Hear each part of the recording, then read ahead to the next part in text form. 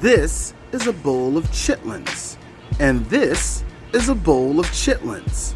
It's very funny that a Tyler Perry movie and a bowl of chitlins are pretty much the same thing. They both have the same type of defenses for its existence.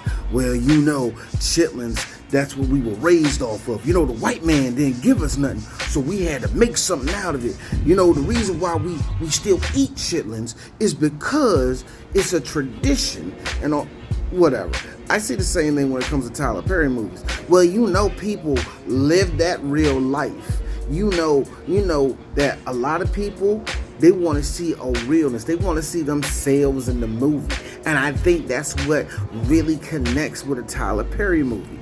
At the end of the day, with both of those arguments, I'm left saying, no, how does that make it better? Even if you have all that history with chitlins being the thing that black people raised off of, all that shit, it doesn't mean it will taste good. It doesn't mean I want to keep having it. And the same thing with a Tyler Perry movie. Just because those things happen in real life, just because there's violence towards women, just because black women have a tough time just living and all the rest of that, does it make it okay that I want to see 90 plus minutes of the world beating the shit out of her?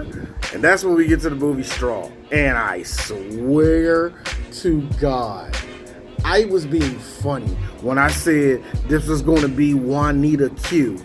You know, like John Q, but it's a black woman, so it's Juanita. Shut up, y'all get the joke. But I was joking when I saw the trailer of that, and then the movie happened, and I was like, holy shit, this is John Q. If Tyler Perry was like, Now, how can we make her black?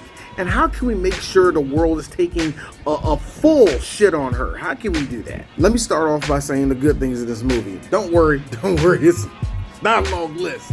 Oh yeah, and this short little review I'm doing, yeah, don't worry, I'm spoiling shit. You seen the trailer. It's on Netflix. Am I really spoiling anything for you? The one thing I will say is that Taraji came to act. I mean, she usually does, but like, it's very easy for actors to kind of just go, I'm going to go wacky on this one and not kind of give a shit and put in an average performance. And you know the fan base of Tyler Perry movies are, oh my God, they acted their ass off or whatever like that. Taraji came for this one. There was a scene where she was out where they kicked her out of her apartment and it's just raining as that drone shot over her and she's like,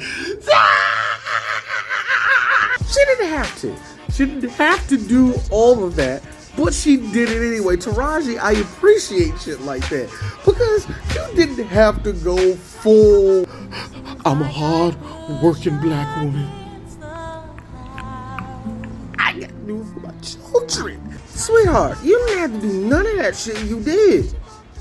I'm just saying, man. Taraji, you bad as hell, girl. You bad as hell, girl. Oxon Hill niggas, I love you. Sinbad was there. And before anybody starts saying, oh man, he acted good, he didn't do nothing.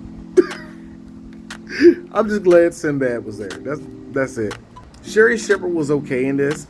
But you remember what I just said about coasting earlier? Oh, hey Sherry, come here, Ricky. Come here. Hey Sherry, I got a question. So who's Nissan Sentra in your family you trying to pay off and you needed to... And before I end what was good in this movie, I have to say, Glynn Thurman. Oh, you a black all-star. Oh, you a beautiful black man. Thank you. Those 6 minutes you was in this movie, you owned it. And yo, when they killed him, I was like, yo, you killed the best actor in the movie. Why would you do that? Somebody took my boy from me. It's like what does that leave me? Well, with the bad. And unfortunately, that's the rest of this movie. The one thing I saw very quickly get defended with this movie is that this is real life. This is what black women go through. You see the pain we go through and all that. Yes, we do. The problem is when the character goes through everything at once, the way she does just to get her to the point where she snaps, to me, It's unintentionally funny, number one, and that's actually a problem in a fucking drama. If you're trying to convey drama, that overhead shot of Taraji yelling, the fact that her landlord was literally in a muumuu, the bonnet and the cigarette. I told your ass that I was gonna kick you out. It's like, yo, the fact that Glynn Thurman was the greatest piece of shit boss of all time. It's like the fact that CPS takes her daughter away. All this in a span of 3 hours. Actually, I'm gonna give it 4. Also, there's a cop that said, I'm gonna find a way to legally blow your head off. And I'm like, yo, all of this in a span of 4 hours. And she snaps. To me, that is way too cartoonish. Like, it's as entertaining as it is, that is way too cartoonish. Then the bigger problem arises, because when she gets into that bank and it becomes a standoff, the pacing hits the brakes. She in the bank, oh, she got a gun, oh snap, they finally got to this part. I hit the pause button, I go, haha, all right, movie. We have an hour 10. What story's left? What story is left at that point? Boy, they dragged everything out. And you know what? Here's my thing. If you feel something in this movie, I'm not going to take that shit away from you. If you see yourself, auntie, cousin, little sister, your girlfriend who you say, oh my God, get over it, or a girlfriend that you actually say, I'm here for you, whatever. If you see somebody in that position, here's the thing. Don't just look at this movie and say, that's real life. Fucking help them. Okay? Okay? Because I've seen these women all my life too. I have.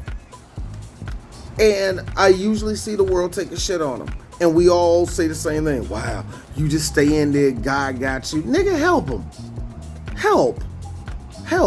In any type of way, help them.